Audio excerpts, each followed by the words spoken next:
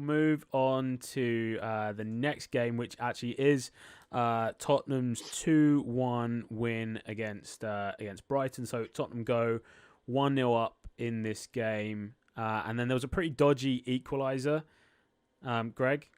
Yeah, so the problem is that the Harry Kane incident in the match and the one that followed the match, which I'm sure we'll get onto at some point, has sort of overshadowed how shit of a referee Graham Scott was in that game.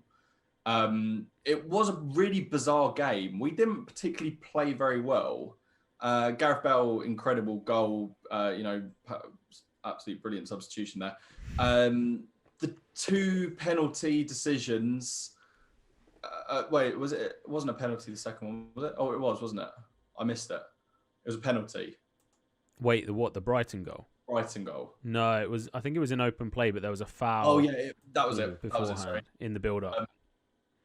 I don't understand how he was a couple of meters in front of it looking at the ball when it happened and then had to go to VAR, and they suggested to go and watch the monitor, which is sort of a little bit of a...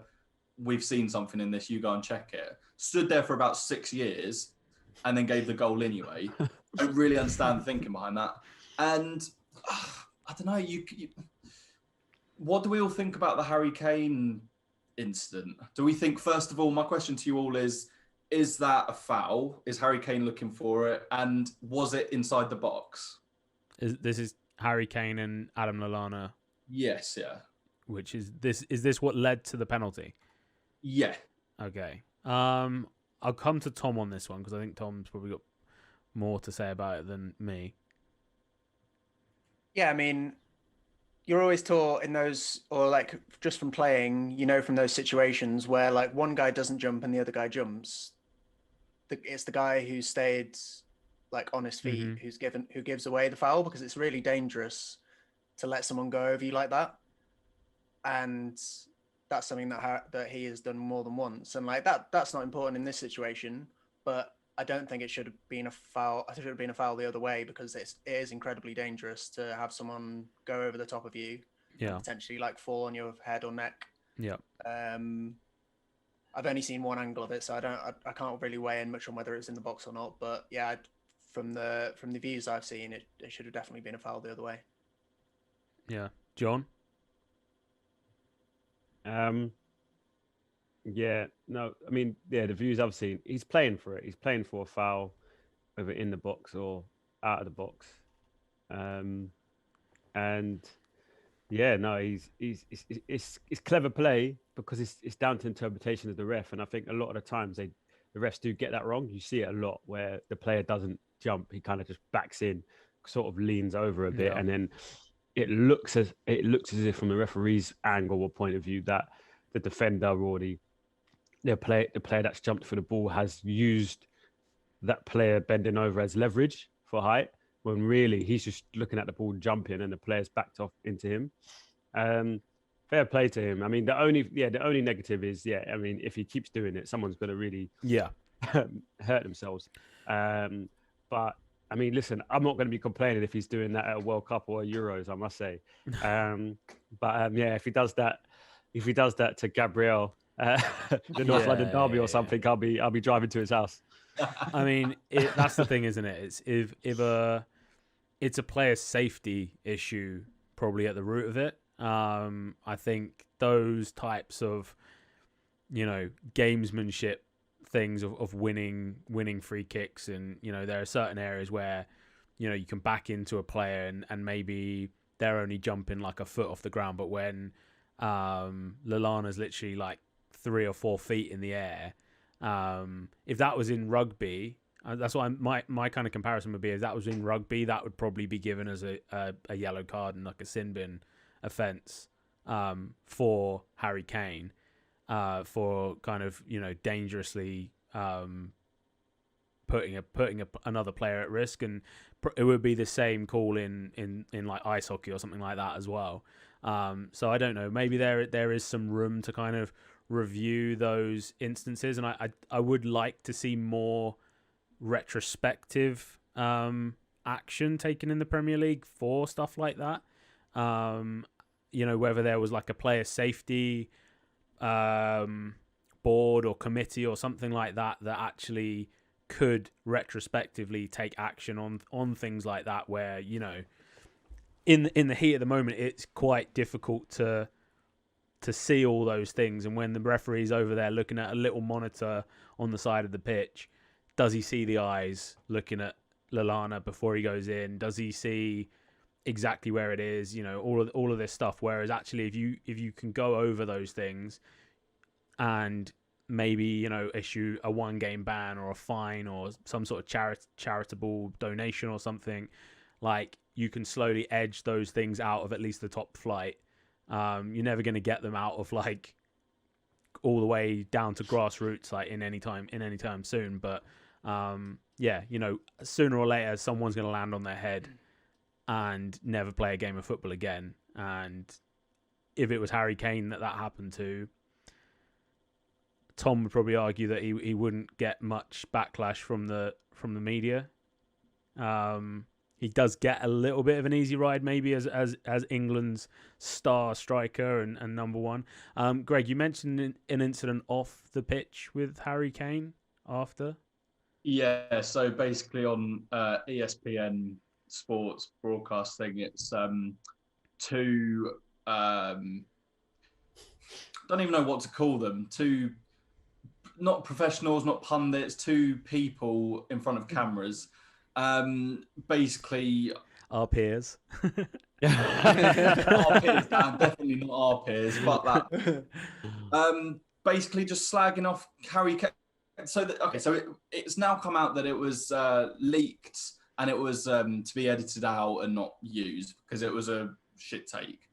And basically, this guy starts talking about Harry Kane because he's just entered into the top 10 Premier League goal scorers. Incredible celebration. I think you can put club politics apart. That is an incredible achievement for an athlete at that point. And as a pundit, you've got a sort of responsibility to present that and talk about the statistics and how good that is as a player. But this bloke, he sat there stooped. I've seen more energy from Levi, I'll tell you that much. He sat there. Tom's face. He's there. And John's not interested. I've frozen. Oh, right. Or internet. And he's talking about it, and then he does a shit take, and he's like, "Oh no, forget that, do that again." And then what I think she says, "Why are we having to talk about this motherfucker again?" And then the producer says, "His voice is the only thing interesting about him." And then Mark Ogden says, "Should I do it in the style of Harry Kane? Should I do it in his voice?" And they all just sort of do a little bit of that. And I think that it's unprofessional as anything. And it's just, Harry Kane is a role model for English football players and English kids all over, but especially if you've got a speech impediment as Harry Kane or anything like that. And if you see that clip, that's very disheartening for you, I imagine. Then the icing on the cake is the apologies that they've put out, saying that it's a accidental clip that shouldn't have gone out, and we're truly sorry. You're not sorry. You said, if you were sorry, you wouldn't have said it. You're sorry that it got leaked and people have seen it and they've seen the frauds that you are, and the fact that you should resign right now, but you haven't. The woman tweeted out a thing, but she turned the comments off. Yeah, turning comments off is always a bit of a cowardly choice. Yeah, grey area. You don't want to be doing that. It's an admission of guilt. Yeah, I mean it's not a pretty. It's not a good look for ESPN. And I'm sure that there'll probably be more fallout to come from that incident. But yeah, certainly within sports broadcasting, there's no place for that kind of blatant bullying or you know, that's essentially what it is. Kind of takes me back to I don't know if you guys remember the Marcel Desailly one. I was just going to say Ron that. Atkinson. Yeah, I mean, and he hasn't. That's the thing. I mean, it's obviously it's a bit more. It's, you know, I think most people say it's a bit more serious what he said, but the point is he hasn't worked in football. He hasn't really been a pundit ever again, and that was about 2003.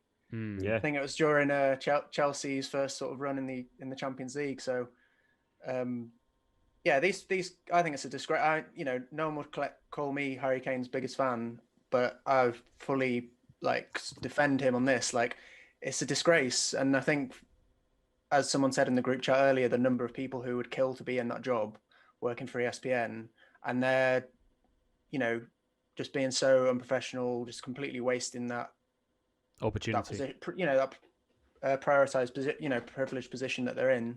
Yeah, it's a disgrace. Yeah. No, we'll see next week if there's any more movement on that story. Next up, then, well, we'll quickly mention we didn't really touch on Gareth Bale, but a great winner in that game, good header. Is he going to score? Is that the first of many? Can you see him starting games? Yeah. He's starting on Thursday against Ludogorets, and I think that he'll be fired up for it.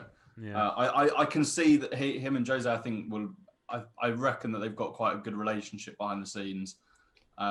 They've spoken quite positively about each other this week, and I think that once that clicks, and I think that this is the first part of the click, we're going to see a very exciting Gareth Bale. Yeah.